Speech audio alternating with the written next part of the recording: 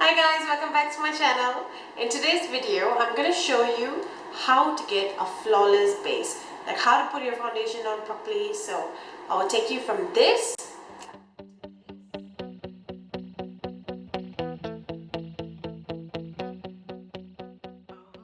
see how I get that base. There's a lot of steps involved, so just keep watching.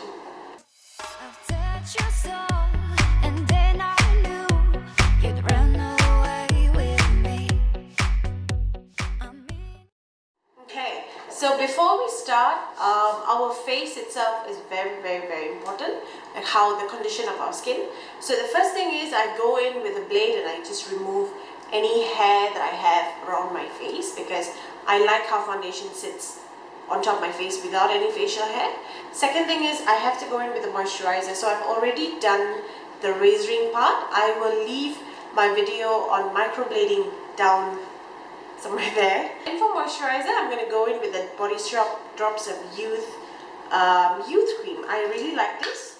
It sits on the skin really well and it really hydrates. So that's a good one.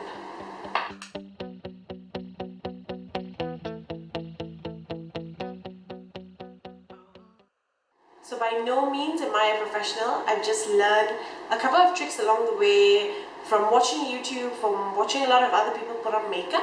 I've managed to pick up a bit of tips here and there, so that's what I wanted to share with you all today. After moisturizer, the most important thing is primer. So why we put on primer is because first it acts as a shield to our skin, like our skin is sort of protected from all the layers of makeup that we're going to put on, and also it actually helps the makeup stay on longer. Another thing I love incorporating into my foundation routine is Body Shop Oils of Life Revitalising Facial Oil. So I've been using this for a couple of years and I really like it. So before I go in with primer, I'm just going to go in with the oil very lightly. I was walking down the street and you were there staring at me. You can see there's a bit of like dewiness going on, which I really like. And then I'm going to go in with the Rimmel Stay Matte Primer. This is also pretty good. So I put a bit on the back of my hand and I just apply this throughout the whole face. There as if we should meet, and I knew with you it'd be easy. I've touched your soul. And then I'm going to go in with the Smashbox Photo Finish Smooth and Blur Primer.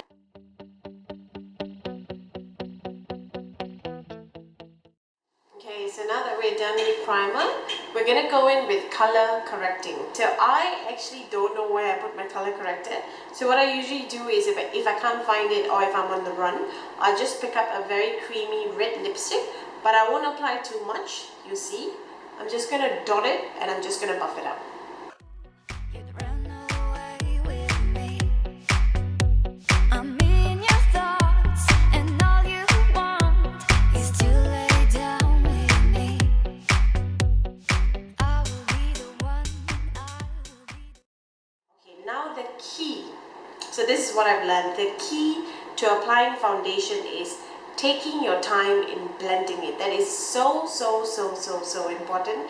I cannot emphasize it enough. I know a lot of us are rushing on a daily basis, that we just want to put it on and we want to just be out of the door, or we are just generally people that don't like to wait, especially like my generation and the generation after mine. So what I've learned to actually nailing that flawless base is taking your time to blend your foundation.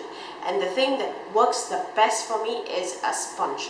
So this is a usual beauty blender that I've run it under the tap and I've squeezed out all the water.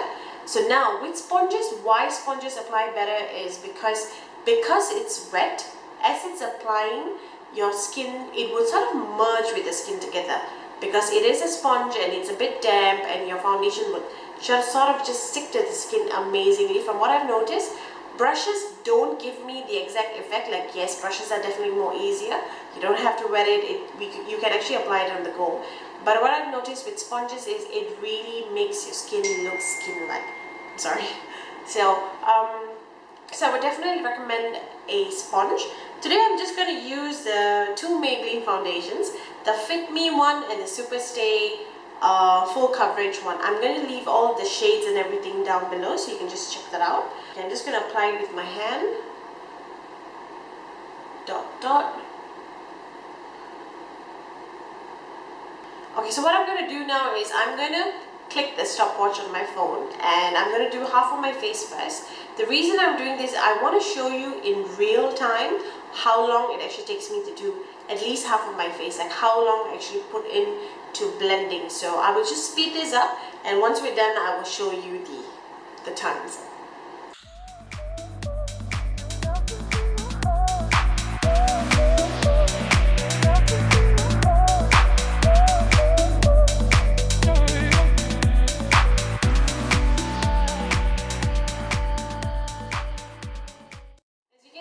Take my time doing this, and I took 2 minutes and 20 seconds to actually do half of my face. So ideally, if you spend about 4 minutes on your face, a minute on your neck, it's worth it. Trust me, it feels long, but it is worth it. Like, nothing is more impressive than a really good base. So I'm just going to do the other half of my face and I'm going to come back. Okay, so now what I'm going to do is I'm going to take a setting spray and I'm going to spray it onto my beauty blender and I'm going to press it into my skin because I want everything to stay in place and stay flawless throughout the night.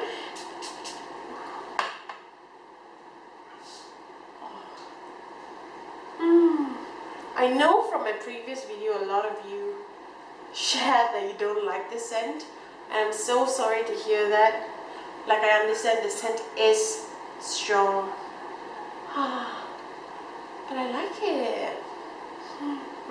Okay, so now that we're done with concealer and contour, I'm actually going to go in and set the whole face before I move on to the rest of my face. So usually I actually use a setting powder, but what I've noticed with setting powders are that it tends to make your face cakey throughout the night, and the best that I found are powders like these. So like foundation powders, is that what they're called? I'm not sure, but this is the Maybelline Fit Me 330 in Toffee, the powder. I have another one, so I'm just going to set it. I'm just going to press it into the skin.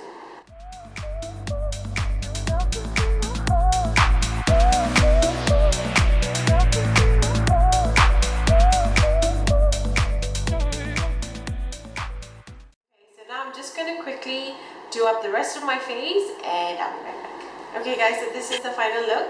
I know that there was a lot of steps to go through, but I do still believe that getting your base right actually takes time. So you gotta sit, you gotta be patient, you gotta take your blender, you gotta like really work it into the skin, because you're sort of meshing one product on top of another product and another product and another product, and you want everything to just gel together and sit well. So as you can see, the base looks really, really, really pretty. The highlighter, everything sort of looks like one with the skin, and that was what we were going for. So I hope you like this kind of video. I hope you found it informative. I hope that you managed to actually learn a couple of things here and there. Do share with me down in the comments down below what your tips and tricks are. Like, what do you do to get your foundation to look as good as it is? And if you're new, please, you're welcome, most welcome to subscribe. It means a lot to me. And give it a thumbs up. And I'll see you guys in my next video. Bye.